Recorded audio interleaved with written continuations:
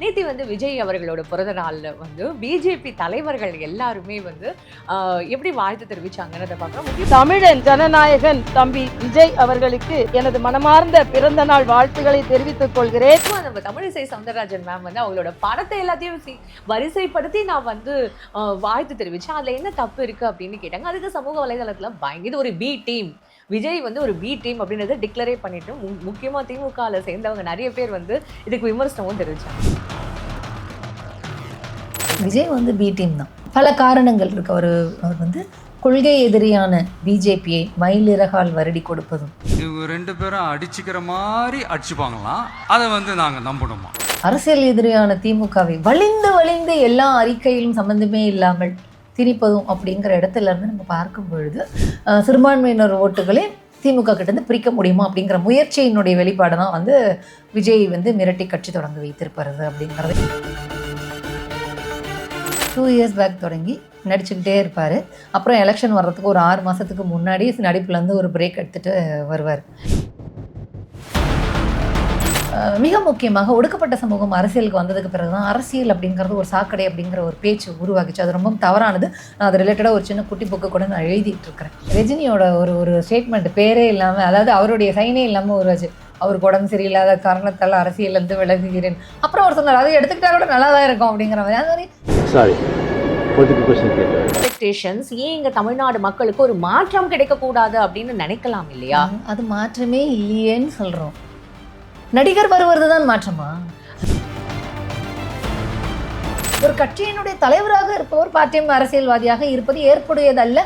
அதனால் மக்களுக்கு எந்தவித பிரயோஜனமும் இல்லை. மிக முக்கியமாக அந்த கட்சிக்கும் பிரயோஜனமே இல்லை. அப்படிப்பட்ட கட்சி வளரவே வளராது. புசி ஆனந்த் இப்ப ஹெல்மெட் பத்தி ஒரு விஷயம் பேசியிருக்காரு. அது நீங்க பார்த்துருப்பீங்க. ரொம்ப நான் வந்து ஆரம்பத்துல இருந்தே சொல்றது, தாவைக்கான கொள்கையை பேசக்கூடிய ஐக்கான் யாருமே இல்லை. ஏன்னு நான் கேட்குறேன்னா, இப்போ நீங்கள் வடநாட்டில் பார்த்தீங்கன்னா கேஸ் விலை 5000 ரூபாய் ஆனாலும் நான் மோடிக்கு தான் ஓட்டு போடுவேன் அப்படின்னு சொன்னவங்களும் இருக்கிறாங்க. மாட்டு சாணியை சாப்பிட்டு பிஜேபிக்கு ஆதரவு தெரிவித்தவரும் இருக்காங்க. அப்போது இப்போ நான் வந்து ஏன் ஒரு 1 minute வீடியோ போடுறேன், ஏன் ஒரு ஃபோன் கான்வர்சேஷன் வீடியோ போடுறேன் அப்படின்னு சொன்னால், என்னை வந்து ஒரு குற்றவாளியாக, ஒரு குடும்பம் சாராத ஒரு குடும்ப இஸ்திரி, குடும்ப குத்துகளுக்கு இல்லை அப்படிங்கிற மாதிரி தான் பார்ப்பார்கள். திமுக அவரோட நம்மளோட முதல்வர் ஸ்டாலின் அவர்களை ஆப்பிரிக்காவில் இருக்கிற பழங்குடியின மக்கள் கொண்டாடினாங்க அப்படின்னு சொல்லிட்டு அந்த ஒரு வைரலான ஒரு வீடியோ அது போய் அது வந்து சாட்டை துரைமுருகன் அப்படி ஒரு வீடியோவே இல்லை, யார் பைசா கொடுத்தாலும் அது பண்ணுவாங்க அப்படின்னு சொல்லிட்டு அது பண்ண ஒரு விஷயம் நீங்கள் பார்த்துப்பீங்கன்னு நினைக்கிறேன். சாட்டை துரைமுருகன் போன்ற மஞ்சப்போய் மாமா பையனுக்கெல்லாம் நான் பதில் சொல்லணுங்கிற அவசியம் கிடையாது. அவங்க நொன்னனுடைய பாலியல் ரேப் கேஸுக்கு முட்டு கொடுக்கறதோட அவனெல்லாம் நிறுத்த சொல்லிக்கோங்க.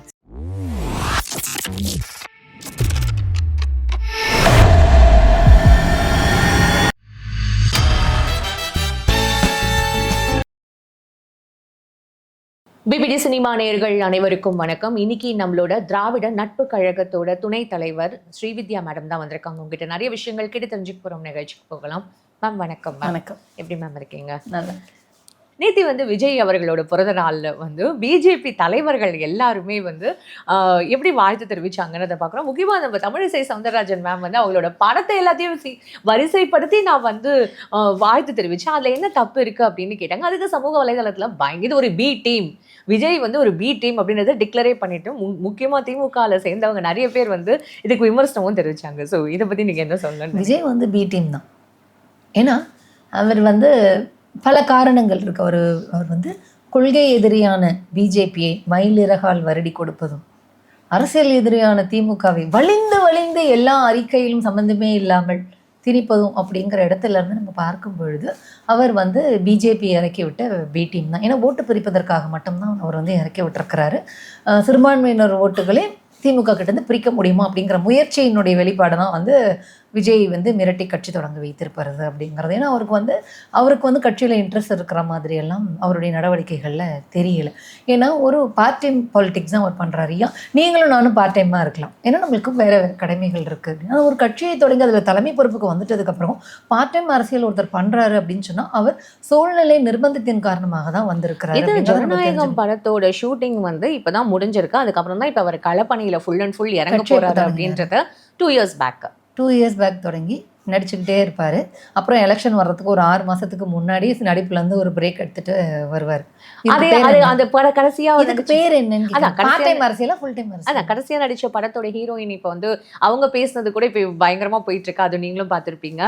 ஒரு இந்த எலெக்ஷனோட ரிசல்ட்டை பொறுத்து தான் வந்து என்னோடது எப்படி தொடரும் அப்படின்றத நான் சொல்லுவேன் அப்படின்றத இப்போ பகிரங்கமா சொல்லியிருக்கேன். ஸோ இப்போ ரஜினியோட ஒரு ஸ்டேட்மெண்ட் பேரே இல்லாமல், அதாவது அவருடைய சைனே இல்லாமல் ஒரு ஆச்சு, அவருக்கு உடம்பு சரியில்லாத காரணத்தால் அரசியலேருந்து விலகுகிறேன். அப்புறம் அவர் சொன்னார் அது எடுத்துக்கிட்டா கூட நல்லா தான் இருக்கும் அப்படிங்கிற மாதிரி. அது மாதிரி நான் நேரடியாக சொல்ல முடியாது, அந்த ஹீரோயின் சொல்லிட்டாங்க ரொம்ப சந்தோஷம் அப்படின்னு விஜய் நினைக்கிற மாதிரி தான் இருக்குது. நான் அதனால சொன்னேன், அரசியல் அப்படிங்கிறது பொதுமக்களுக்காக நான் ஒன்று சொன்னேன். அரசியல்னா சாக்கடை, அரசியல்வாதிகள்னா ஊழல்வாதிகள் அப்படின்னு வந்து ஒரு பொது புத்தியில் ஒரு சிந்தனை இருக்குல்லையே, அது மிகவும் தவறானது.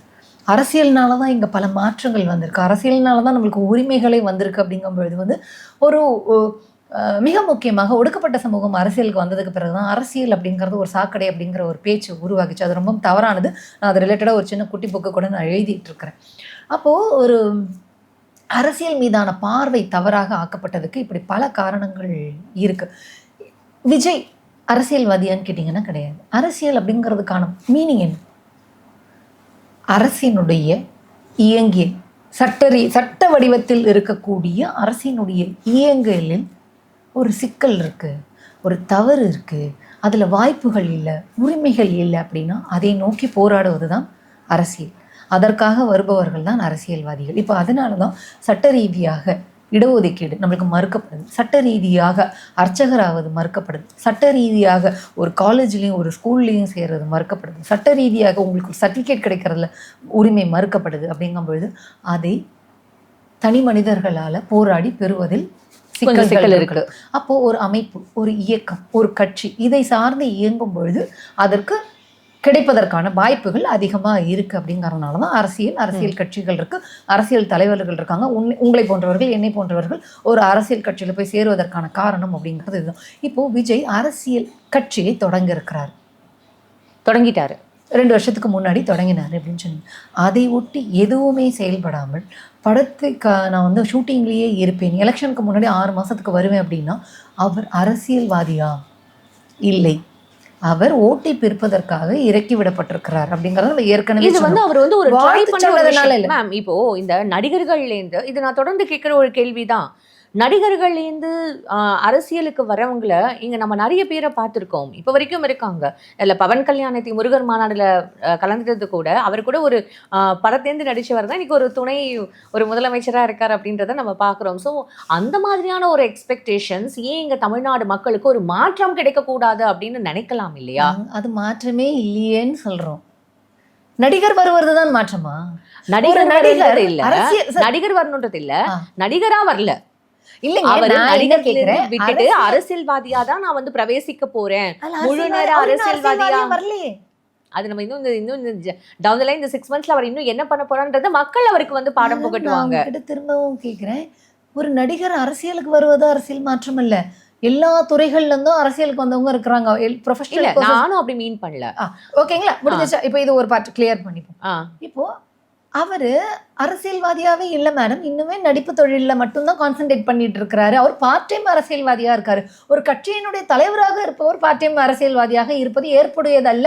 அதனால் மக்களுக்கு எந்தவித பிரயோஜனமும் இல்லை, மிக முக்கியமாக அந்த கட்சிக்கும் பிரயோஜனமே இல்லை. அப்படிப்பட்ட கட்சி வளரவே வளராது. புசி ஆனந்த் இப்ப ஹெல்மெட் பத்தி ஒரு விஷயம் பேசியிருக்காரு, அதை நீங்க பார்த்துருப்பீங்க. ரொம்ப நான் வந்து ஆரம்பத்துல இருந்தே சொல்றது, அந்த கட்சி வந்து தாவேகா அப்படிங்கிறது ஒரு அரசியல் கட்சி அல்ல, அது ஒரு பி டீம். ஓட்டு பிரிப்பதற்காக இறக்கி விடப்பட்டது. விஜய் ஃபுல் டைம் அரசியல்வாதியும் கிடையாது, அவர் ஒரு அரசியல்வாதியும் கிடையாது. இதற்கு பல காரணங்களை நான் சொல்லியிருக்கிறதுல ஒரு முக்கியமான காரணமாக அந்த கட்சியில் கொள்கை தலைவர்கள் இல்லை. அதாவது கொள்கையை பேசக்கூடிய 2ஆம் கட்ட தலைவர்கள், கொள்கையை பேசக்கூடிய ஒரு ஐக்கான் அப்படிங்கிறவங்க அங்கே யாருமே கிடையாது. தாவேகாவோட கம்பேர் பண்ணி நான் திமுகவை பேசுவதற்கு திமுக காரர்கள் என்னை மன்னிக்கணும். திமுகவில் ஆராசா, திருச்சி சிவா, தங்கம் தென்னரசு இப்படின்னு நீங்க சில பேரை குறிப்பிடும் பொழுது சொல்றேன் 75 வருஷமா வந்து கட்டமைச்ச ஒரு அரசியல் கட்சி. சொல்றேன் இப்போ ஒரு கட்சி இப்படி கொள்கையை பேசுவதற்கு அங்க இருக்கிறாங்க. தாவேக்கான கொள்கையை பேசக்கூடிய ஐக்கான் யாருமே இல்லை. ஏன்னு நான் கேட்குறேன்னா, இந்த தமிழ்நாட்டில் கொள்கைவாதிகள்னு உங்கள் கட்சியில் வந்து சேருவதற்கு யாருமே இல்லையா? அரசியல் அப்படிங்கிற ஒருத்தை பற்றி பேசுவதற்கு தமிழ்நாட்டில் உங்களுக்கு யாருமே இல்லையா? நீங்கள் சேர்த்தவர்களை நான் குறை சொல்லலை. அவங்க வளர்றாங்க, இந்த லயோலாமணி, ராஜமுருகன் போன்றவங்கலாம் வளர்றாங்கங்கிறது ஒரு பக்கம் இருக்கட்டும், அவர்களையும் சேர்த்திங்கன்னெலாம் நான் கேட்கல. உங்கள் கட்சியை வழிநடத்தக்கூடிய ஒரு ஐகான், ஒரு அரசியல் அனுபவம் வாய்ந்தவர்கள், ஆற்றல் வாய்ந்தவர்கள், இந்த அரசியல்னா என்ன, கொள்கைனா என்ன, வரலாறு என்ன அப்படின்னு தெரிந்தவர்கள் யாருமே உங்கள் கட்சியில் ஏன் வந்து சேரலை அப்படிங்கிறதுக்கு இதுவும் ஒரு உதாரணம். அது கட்சியே அல்ல. ஏன் புசி ஆனந்த் போன்றவர்கள் ஹெல்மெட் போடாமல் போனது சட்டத்திற்கு புறமானது, சட்டத்தை மதிக்கணும்னு சொல்லாமல் சட்டத்தை மீறி போனால் 1000 ரூபா ஃபைன் வாங்கிடுறாங்கிறத பேசுகிறாருன்னா, புசி ஆனந்த் அது அரசியல் கட்சியே இல்லை. இப்போ புசி ஆனந்தும் ஒரு அரசியல்வாதி அல்ல. அரசியல் ஓகே, மக்களுக்கு எந்த அளவுக்கு அரசியல் புரிதல் இருக்குன்னு நீங்கள் நம்புறீங்க? புரிதல் இல்லைன்னு நம்ம மலிவாக நம்ம வந்து பேசுவதை விட இப்படி சொல்வது சரியாக இருக்கும்னு நான் நினைக்கிறேன். ஏன்னா எல்லோருமே இங்கே நடக்கக்கூடிய எல்லாத்துக்குமே அரசியல் காரணம் இருக்குது. இங்கே எல்லாருமே ஏதோ ஒரு விதத்தில் அரசியல் ஓட்டு போடலன்னு தீர்மானித்தாலும் அவன் அரசியலில் இருக்கிறான், ஓட்டு போடுவேன்னு தீர்மானித்தாலும் அரசியலில் இருக்கிறான். அப்போது நீங்கள் பொதுவாக போய் ஒரு மக்கள்கிட்ட அரசியல்னா என்னன்னு கேட்கும் பொழுது என்ன சொல்லுவாங்கன்னா, ரோடு போடல, லைட் எரியல, எக்ஸாக்ட்லி, பஸ் வரல, யாரும் ட்ரெயின் வரலங்கிறத சொல்ல மாட்டாங்க. ஏன்னா ட்ரெயின்லாம் ஒன்றிய அரசுக்கும் நம்ம வரி கொடுக்குறோம் அப்படிங்கிற புரிதல் இல்லாமல் இருக்கிறாங்க. இப்போ உனக்கு ஒரு ட்ரெயின் கிடைக்கல, உனக்கு வந்து ஒரு ஏரோப்ளைனில் போகிறதுல ஒரு சிக்கல் இருக்குது, ஒன்றிய அரசினுடைய கல்வி நிலையங்களில் நீ போகிறதுல ட்ரெயின் வந்து மாநில அரசா மத்திய அரசான்ற தெரியல, புரிதல் இல்லை. என்கிட்டயே ஒரு ஆட்டோ உமன் சொல்லியிருக்கிறாங்க, நான் வண்டி ஓட்டும் போது நான் கேட்கும்பொழுது மாநில அரசு தான் வந்து கேஸ் விலையை ஏற்றிருச்சு அப்படின்னாங்க. அதுதான் சொல்றேன். அப்போ அவர்களை வந்து மக்களை அரசியல்படுத்துவதில் எந்த கட்சியுமே இப்ப அது வந்து அது பண்ணல அப்படின்றத இல்லைங்க. உலகம் முழுவதுமே நீங்க வந்து யுஎஸ் எலெக்ஷன்ல கூட இல்ல மேம், இப்போ எந்த ஒரு கட்சியுமே வந்து இங்க இருக்கிற மக்களுக்கு சட்டப்பூர்வமா இதெல்லாம் உனக்கு சேர வேண்டிய ஒரு விஷயம் அப்படின்னு சொல்லிட்டு எத்தனை மக்களுக்கு அது புரிதல் கிரியேட் ஆயிருக்கு. சொல்றேன் யூஎஸ்ல நம்ம எல்லாம் நினைச்சிருப்போம் வெள்ளக்காரனா ரொம்ப அறிவாளியா இருக்கும். யூஎஸ்ல எலெக்ஷன் கேம்பெயின் அப்போ மக்கள் கிட்ட போய் எடுக்கும்போது ஒரு லேடி சொல்றாங்க, பிரசிடென்ட் போஸ்ட்டுக்குலாம் வந்து ஆண்கள் தான் நிற்கணும், அவங்களுக்கு தான் அந்த அறிவுலாம் இருக்கும் அப்படின்னு சொல்றாங்க. இப்படி பலவிதமாக உளரக்கூடிய, அதாவது புரிதல் இல்லாதவங்க இருக்கிறாங்க. இப்போ நீங்கள் வடநாட்டில் பார்த்தீங்கன்னா கேஸ் விலை 5000 ரூபாய் ஆனாலும் நான் மோடிக்கு தான் ஓட்டு போடுவேன் அப்படின்னு சொன்னவங்களும் இருக்கிறாங்க. மாட்டு சாணியை சாப்பிட்டு பிஜேபிக்கு ஆதரவு தெரிவித்தவரும் இருக்காங்க. அப்போது அரசியல் ரீதியான புரிதல் வந்து இங்கே பெரும்பான்மையான மக்களுக்கு இல்லை. அதை குறையாக குற்றமாக சொல்வதை விட, இப்போ என்னை போன்றவர்கள், நானே கூட பொறுப்பு எடுத்துக்கிறேன், எனக்குமே அந்த பொறுப்பு இருக்குது. இப்போ குடும்பத்தில் வந்து நம்ம நிறைய விஷயங்கள் பேசுவோம். எத்தனை குடும்பத்தில் அரசியல் பேசுகிறோம்? அரசியல் பேசக்கூடிய குடும்ப நபர்களை அந்த குடும்பம் எப்படி பார்க்குது? இப்போ என்னோட குடும்பத்துலலாம் நான் அரசியல் பேசுகிறேன் அப்படின்னா என்ன ஒரு வில்லியாக தான் பார்ப்பாங்க. என்னை வந்து ஒரு குற்றவாளியாக, ஒரு குடும்பம் சாராத ஒரு குடும்ப இஸ்திரி, குடும்ப குத்துவலுக்கு இல்லை அப்படிங்கிற மாதிரி தான் பார்ப்பார்கள். அப்போது ஒரு அரசியல் பேசக்கூடிய நபரை இந்த சமூகம் எப்படி பார்க்கறது? இப்போ நீங்கள் என்ன நீங்கள் எங்கிட்ட பேசினா தானே நான் உங்ககிட்ட பேச முடியும், இல்லைனா நான் மட்டும் திருமண கூட்டமோ பொதுக்கூட்டமோ கருத்தரங்கமோ போட்டுட்டு பேச முடியும். இங்கே அரசியல் அப்படிங்கிறதே தவறாக பார்க்கப்பட்டிருக்கிறது. அதுக்கான காரணம் என்ன அப்படின்னு சொன்னால், கருப்பாக இருப்பவர்கள், ஒடுக்கப்பட்ட சமூகத்தை சேர்ந்தவர்கள் அரசியலுக்கு வந்ததுக்கு பிறகுதான் அரசியல் அப்படிங்கிறதுனால ஒரு தவறான ஒரு கண்ணோட்டத்தில் பார்க்கப்பட்டதுனால இப்போ அரசியலை பற்றி நம்ம பேசும்பொழுது அந்த அரசியல் பேசுபவர்களே வந்து புறக்கணிச்சுட்டு போகக்கூடிய மக்களாக தான் நம்ம மக்கள் இருக்கிறாங்க. அப்போது இங்கே ஒவ்வொன்றுமே அரசியல், அது ஏன் உங்களுக்கு புரியல அப்படிங்கிற அந்த இந்த கேள்வி எனக்குமே இருந்ததுனால தான் வேற வழியே இல்லாமல் நானே ஒரு சின்ன புத்தகம், ஒரு 10 பக்கத்தில் ஒரு புத்தகத்தை நானே எழுதிட்டேன்.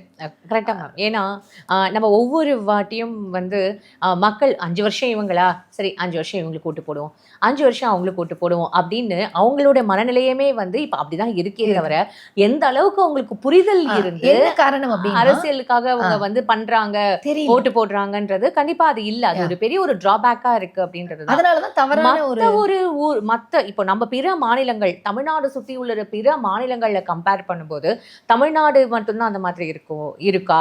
மற்ற இடங்களை கம்பேர் பண்ணும்போது தமிழ்நாடு பெட்டரா இருக்கு. அதுவுமே நமக்கு போதாமையால இருக்கு. நமக்கு அது போதாமைன்னு நம்ம நினைக்கிறோம். நம்ம இன்னுமே டெவலப் ஆகணும்னு நினைக்கிறதுனால நம்ம மக்களை இன்னும் கொஞ்சம் நல்லா அரசியல் படுத்தணும் அப்படின்னு நினைக்கிறோம். இப்போ சட்டமன்றம், நாடாளுமன்றம் அப்படிங்கிறது அரசினுடைய அங்கத்தினுடைய ஒரு அங்கம். சட்டமன்றம், நாடாளுமன்றத்துக்கு லைஃப் டைம் 5 years. ஆனால் மற்ற அரசாங்கம் இருக்கும் இல்லையா, அரசினுடைய அங்கங்கள் இருக்கு இல்லையா, மற்ற துறைகள் இருக்கு இல்லையா, அது எப்போதுமே அப்படியே இருக்கும். அதுல வந்து 20 வருஷம் 30 வருஷம் வேலை கண்டிப்பா பார்ப்பாங்க. மேம். அப்போ அதுதான். மக்களுக்கு இந்த புரிதலே இல்ல. சட்டமன்றம் நாடாளுமன்றம்ங்கிறது அங்கம், அது ஒரு நாடாளுமன்ற அங்கம். உறுப்பினர்கள் எத்தனை பேர் இருக்காங்க, உங்க தொகுதியில இருக்கிறவங்க வந்து எத்தனை பேர் உங்க தொகுதியில சார்ந்தவங்க கவுன்சிலரா இருக்காங்க, உங்க கவுன்சிலரா இருக்கிறவங்க அது பேசிக்கான ஒரு நாலேஜ். அதுதான் சொல்லுவாங்க.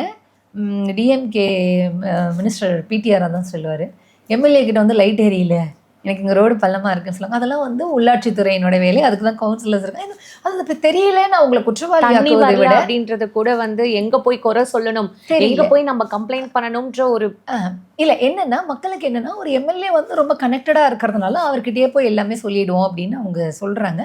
அதை வந்து அவங்களை குற்றவாளி ஆக்குவதை விட இன்னுமே சமூக பொறுப்பு நமக்கு இருக்கு. என்னை போன்றவர்கள்லாம் வந்து அரசியல்ல இருக்கக்கூடியவர்கள்லாம் இன்னுமே அதை மக்கள்கிட்ட போய் சொல்ல வேண்டியது. நாடாளுமன்றம் சட்டமன்றத்தினுடைய வேலை என்ன, மற்ற அரசாங்கத்தினுடைய வேலை என்ன, எல்லாமே இவங்க ஏன் போய் கேட்குறாங்க அப்படின்னா ஒரே ஒரு ஹோப்பு தாங்க, வேற ஒன்றும் கிடையாது. சட்டமன்றம் நாடாளுமன்றத்துக்கு வரவங்க கிட்ட போய் இதை நம்ம சொல்றதுனால அவங்க நமக்காக போராடி இதையெல்லாம் பெற்று தருவார்கள். உண்மையாகவே நீங்க அதுதான் சொல்றது இன்னொரு விஷயம் வந்து சமூக வலைதளத்திலேயே எல்லா விஷயமும் பேசப்படுற மாதிரி இருக்கு மேம். இப்போ ட்விட்டர்ன்றது ஒரு ஹை எண்ட் அக்கௌண்ட் மாதிரி இருக்கு. ஓ அதுவா, அது யார் யாரெல்லாம் பார்ப்பாங்க அப்படின்னா செலிபிரிட்டிஸ், அப்புறம் வந்து இந்த அரசியலுக்காக களமாடுறவங்க, அப்புறம் இந்த அரசியல்ல இருக்கிறவங்க அப்படின்றதையும் தாண்டி சாதாரண மக்கள் அவங்களாம் வந்து எந்த அளவுக்கு ட்விட்டர் யூஸ் பண்ணுவாங்க, அவங்களுக்கு அந்த அரசியல் புரிதல் வந்து எல்லாமே இங்கேயே களமாடிட்டே இருக்கிற மாதிரி நம்ம நினைக்க இப்போ நீங்களும் நானும் ட்விட்டர்ல இருக்கிறதுனால எல்லாரும் ட்விட்டர்ல இருக்காங்க அப்படின்னு நம்ம நினைச்சுக்க அதுதான் வேண்டாம். நானும் அதுல சொல்றேன். மட்டுமே யாருமே பேசுறாங்க. இல்ல. இல்ல அரசியல் அதுல மட்டுமே பேசப்படுது அப்படின்னு நம்ம அப்படி நினைச்சுக்க நான் சொல்ல வேண்டாம். சமூக வலைதளம்னு நான் சொல்லிட்டேன். இல்ல சமூக வலைத்தளம் அப்படிங்கிறது இப்போ கையில வந்திருக்கு. ஆக்சுவலா இதை வந்து நம்ம நல்ல விதமா பயன்படுத்திக்கிட்டோம் அப்படின்னு சொன்னா இன்னுமே பெனிஃபிட்டா இருக்கும். ஆனா என்ன பிரச்சனை அப்படின்னு சொன்னா, பெரும்பான்மையான சாமானிய மக்கள் ஒரு ஜனரஞ்சகமான விஷயத்தை நோக்கி தான் போறாங்க. நீங்க ரொம்ப சிம்பிளா சொல்றேன், உங்களுக்கு ஒரு என்டர்டைன்மெண்ட் ப்ரோக்ராம் இருக்குன்னு வச்சுக்கோங்களேன், ஒரு ரியாலிட்டி ப்ரோக்ராம் இருக்கக்கூடிய ஆடியன்ஸு ஒரு டிபேட் நடக்கக்கூடிய ஒரு ப்ரோக்ராமுக்கு இருக்காது. அப்போ பெரும்பான்மையான மக்கள் இப்படி இருக்கிறதுனால வேறு வழியில் இப்போ நான் வந்து ஏன் ஒரு 1 minute வீடியோ போடுறேன், ஏன் ஒரு ஃபோன் கான்வர்சேஷன் வீடியோ போடுறேன் அப்படின்னு சொன்னால், மக்கள் எங்கேயாவது ஒரு இடத்துல வந்து அவங்களுக்கு இது ஒரு புரிதல் ஏற்படாதா அப்படின்ற ஒரு அந்த ஒரு நம்ம என்னை பொறுத்த வரைக்கும் அது ஒரு குறை இருக்கிறது. அந்த குறைக்கான பொறுப்பாளராக நான் எடுத்துக்கிறேன். அதை நான் சரி பண்ணணும்னு நினைக்கிறேன்னா நான் இன்னும் நல்லா வேலை செய்யணும் தான் நான். கடைசியாக வந்து ஒரு கேள்வியோட முடிச்சுக்கிறேன். திமுக நம்மளோட முதல்வர் ஸ்டாலின் அவர்களை ஆப்பிரிக்காவில் இருக்கிற பழங்குடியின மக்கள் கொண்டாடினாங்க அப்படின்னு சொல்லிட்டு அந்த ஒரு வைரலான ஒரு வீடியோ அது போய் அது வந்து சாட்டை துரைமுருகன் அப்படி ஒரு வீடியோவே இல்லை, யார் பைசா கொடுத்தாலும் அது பண்ணுவாங்க அப்படின்னு சொல்லிட்டு அது பண்ண ஒரு விஷயம் நீங்கள் பார்த்துருப்பீங்கன்னு நினைக்கிறேன். அதோட நான் இது ஷோ இல்லை அந்த வீடியோ எடுத்த நபரே அதுக்கப்புறமா ஒரு வீடியோ போட்டிருக்காரு, அது நீங்கள் பார்த்தீங்களா? ஓகே, அந்த பழங்குடியினர்கள் வந்து பாட்டு பாடி ஆடுறதை வீடியோ எடுத்த ஒரு நபர் போட்டிருக்காரு. அவங்களுக்கு இந்த விஷயத்தை வந்து சொல்லும் பொழுது அவங்க ரொம்ப சந்தோஷப்பட்டாங்க. இதை யாரும் காசு கொடுத்து எல்லாம் பண்ணலை, நான் தான் அந்த வீடியோ எடுத்தேன், நான் தான் அங்கே இருந்தேன் அப்படின்னு சொல்லிட்டு அதற்கான விளக்கம் எல்லாம் கொடுத்துருக்கிறாரு. சாட்டை துரைமுருகன் போன்ற மஞ்சப்போய் மாமா பையனுக்கெல்லாம் நான் பதில் சொல்லணுங்கிற அவசியம் கிடையாது. இன்னும் பதில் சொல்லணும்னா இன்னும் மோசமாக போகும், வேண்டாம். அவங்க நொன்னனுடைய பாலியல் ரேப் கேஸுக்கு முட்டு கொடுக்கறதோட அவனெல்லாம் நிறுத்த சொல்லிக்கோங்க. Fine ma'am. இவ்வளோ நேரம் உங்களோட பொண்ணான நேரத்துக்கு எவ்வளோ அழகாக எல்லாத்துக்கும் ரொம்ப எக்ஸ்பிளைன் பண்ணுங்க. ரொம்ப நன்றி மேம்.